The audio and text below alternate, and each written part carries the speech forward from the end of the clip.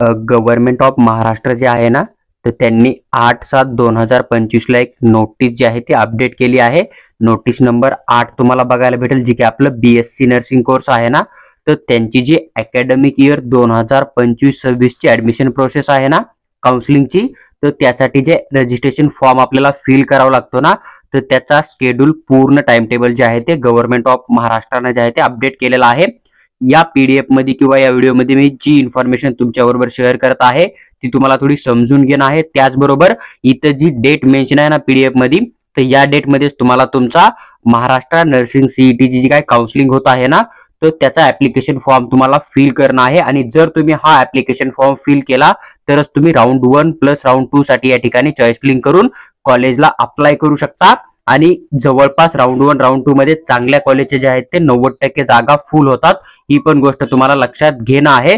त्यामुळे ज्या विद्यार्थ्यांना ऍडमिशन करणं आहे राज्यामध्ये गव्हर्नमेंट सेमी गव्हर्नमेंट कॉलेजला कॅटेगरीच्या फीस मध्ये किंवा मुलींच्या फ्री एज्युकेशन मधून, तर त्यांना या डेट मध्ये आपला ऍप्लिकेशन फॉर्म फिल करणं कंपल्सरी आहे. ऍप्लिकेशन फॉर्म फिल केल्याच्या नंतर SML लिस्ट येते आणि तुम्हाला SML लिस्ट मध्ये तुमचा कॅटेगरी रँक मिळतो.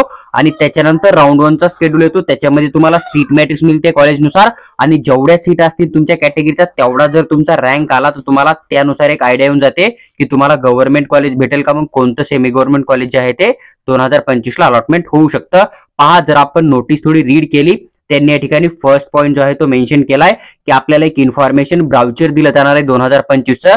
आता हे ब्राउचर जे आहे ते आपल्याला रीड करणं आहे, कारण याच ब्राउचर मध्ये तुमच्या पूर्ण कॉलेजची नावं असतील, कॉलेजचं फी स्ट्रक्चर असेल किंवा कॅटेगरीनुसार तुम्हाला किती स्कॉलरशिप दिली जाते ना, तर त्याची पूर्ण माहिती पण तुम्हाला जी आहे ती याच ब्राउचर मध्ये मिळते. त्याचबरोबर राऊंड 1 ला कॉलेज भेटलं तर तुम्ही पुढे जाऊन ऍडमिशन करू शकता का, किंवा मग राऊंड 2 राऊंड 3 ला जाऊ शकता का, तर ह्याची पण राऊंड नुसार जी माहिती आहे ना ती पूर्ण याच ठिकाणी असते. त्याचबरोबर जर एखाद्या विद्यार्थ्याने ऍडमिशन केलं तो पुढच्या वर्षी ऍडमिशन कॅन्सल करतोय, तर मग तिथं पेनल्टी किती लागू शकते याची पण सविस्तर माहिती ब्राउचर मध्ये असते. म्हणजे जेवढे रूल आहेत ते सर्व रूल जे आहेत ते ब्राउचर मध्ये मेन्शन असतात आणि तेच रूल तुम्हाला फॉलो करणं आहेत शेवटपर्यंत. त्याच्यामुळे तुम्हाला इन्फॉर्मेशन ब्राउचर जे आहे ते रीड करणं खूप महत्वाचं असतं. आणि येणाऱ्या काळामध्ये म्हणजेच उद्या किंवा परवा आम्ही तुम्हाला ब्राउचर मध्ये जे काय रूल आहेत ना राऊंड वाईज, तर त्या रूलवर पण एक डिटेल व्हिडिओ बनवून शेअर करू. त्याच्यामुळे तुम्ही आत्ताच ऍप्लिकेशन फॉर्म फिल करायची कुठलीही घाई करू नका.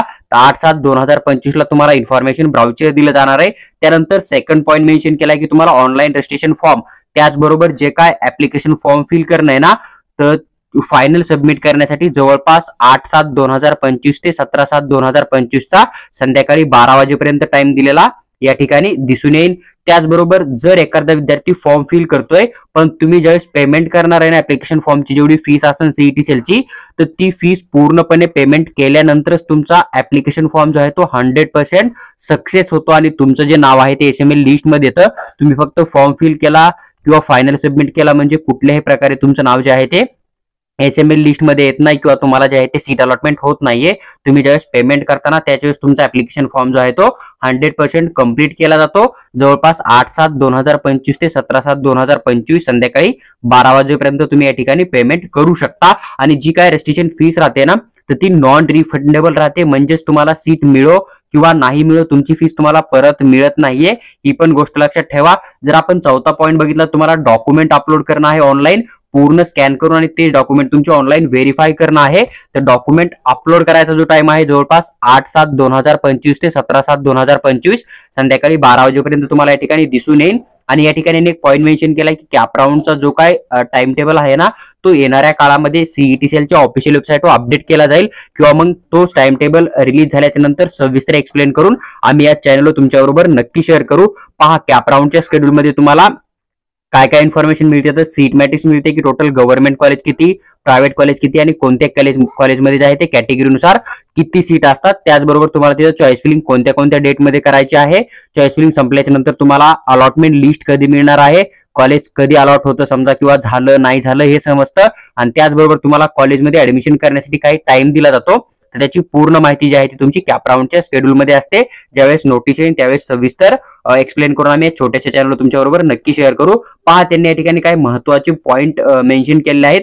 फर्स्ट पॉईंट त्यांनी हा सांगितलाय की तुम्हाला जे इन्फॉर्मेशन ब्राउचर दिलं आहे ना, तर ते पूर्ण रीड करणं आहे. त्याच्यामध्ये एलिजिबिलिटी काय आहे ही पण तुम्हाला समजून घेणं आहे. सेकंड पॉईंट त्यांनी मेन्शन केलाय की तुम्ही जो ऍप्लिकेशन फॉर्म फिल करणार आहे त्याच्यामध्ये जर तुमच्याकडून चुकून काही चुकीची इन्फॉर्मेशन फिल झाली किंवा तुम्ही जाणून बुजून जर एखाद्या डॉक्युमेंट बद्दल चुकीची माहिती फिल केली किंवा तुमच्याकडून चुकून जरी झालं समजा किंवा तुम्ही एखाद्या कॅफेवर जाऊन फॉर्म फिल करताय त्यांच्याकडून जरी चूक झाली समजा, तरी ती पूर्णच्या पूर्ण रिस्पॉन्सिबिलिटी जी आहे ना ती विद्यार्थ्याची असणार आहे. ही गोष्ट लक्षात घ्या. त्यामध्ये सीईटीसीएल कुठल्याही प्रकारे काहीही तुमची हेल्प करणार नाहीये. त्याच्यामुळे तुम्हाला फॉर्म आताच फिल नाही करणं, थोडं वेट करा, समजून घ्या आणि उद्या किंवा परवा पण तुम्ही तुमचा ऍप्लिकेशन फॉर्म फिल करू शकतात.